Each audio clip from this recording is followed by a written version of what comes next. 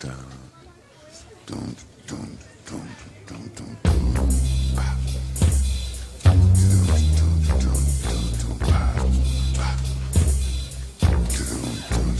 yeah, we're the same brothers from a long time ago. We were talking about television and doing it on the radio.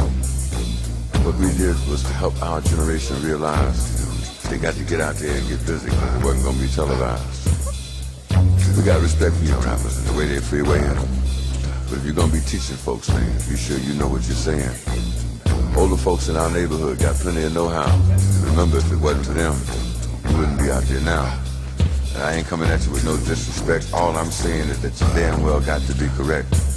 Because if you're going to be speaking for a whole generation and you know enough to try and handle their education, be sure you know the real deal about past situations and ain't just repeating what you heard on the local TV station. Sometimes they tell lies and put them in a truthful disguise. But the truth is, that's why we said it wouldn't be televised. I've become friends with some of the younger artists, and I admire them a great deal when they're working hard, when they're trying to improve themselves.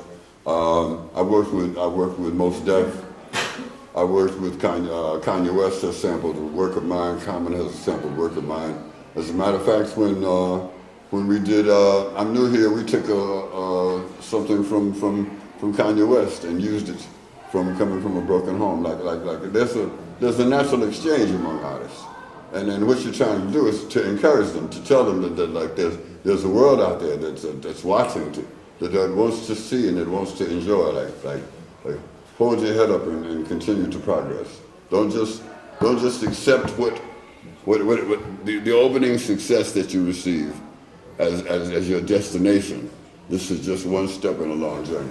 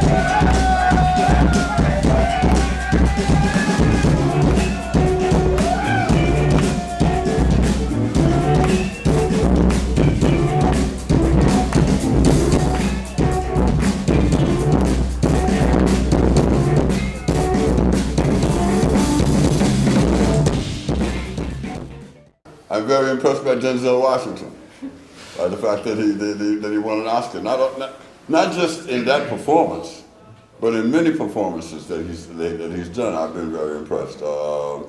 Forrest Whitaker from our community also has been a bright light and someone that has inspired us all. There was a Black Writers Conference in Brooklyn just before we left, where they did honors for. There was an honor for Leroy Jones, who has been a sentinel, a part of the vanguard, a part of the leading voices in our community for 30 years, for 35 years. I mean, like for at least that long. He's been trying to write things, to shed light on different aspects of our community, things that needed improvement and things that needed to go and things that needed to be brought in. Toni Morrison was also honored at that conference. She's someone that folks have enjoyed and seen her work turned into movies and to different aspects. The arts are no longer so separated as they once were.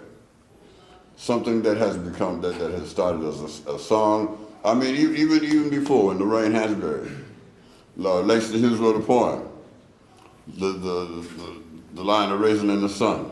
She made a play into it. The play won a Pulitzer Prize. The play became a movie. It brought Sidney Poitier and Ruby Dee and some others to light. The arts are more integrated now, and I think that they are being able to borrow from each other and to become symbolic of the kind of unity that we're trying to have in our artistic community has been very important also.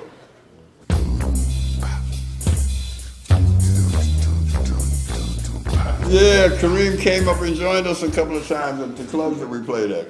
I met Kareem during high school. We lived in the same neighborhood. I used to play basketball. Playing basketball with him made me realize I should play piano. Yeah, because by the time I got to college, all the guys were that, you know, I was a tall guy in high school.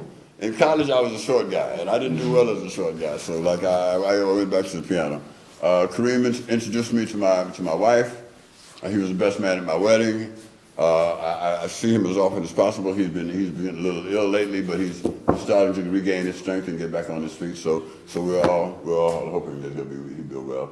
Kareem is also a proponent of the reading and learning aspect. He's written several books. Giant Steps, his own autobiography, as well as some other books about Black history and about Harlem, as a matter of fact. So if you're looking for something that will really surprise you, as something that's really intelligent and well-read and well-written, well-researched and well-written, look up Kareem's books because they'll do something for you. He's quite an intelligent brother. Like his college, I'm seeing some basketball players and football players and others go to college just because they need to go somewhere before they go to the pros. He went because he deserved it. He's a very, very intelligent brother.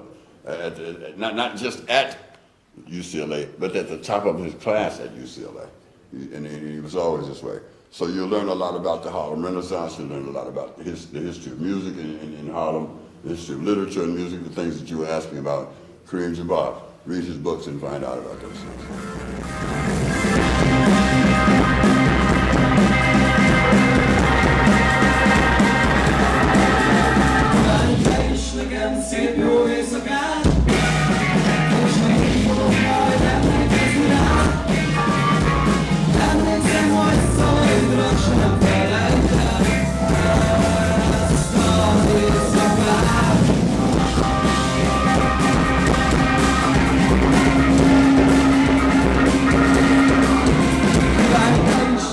Szép jó éjszakán, és én fogok majd emlékezni rám. Emlékszem, hogy szavaidra s nem felejtem ezt az éjszakát. This is Gil Scott-Heron, Tilos Radio, Budapest, FM 90.3. Always listen to this station. Very good, friend of mine. Good. That's one.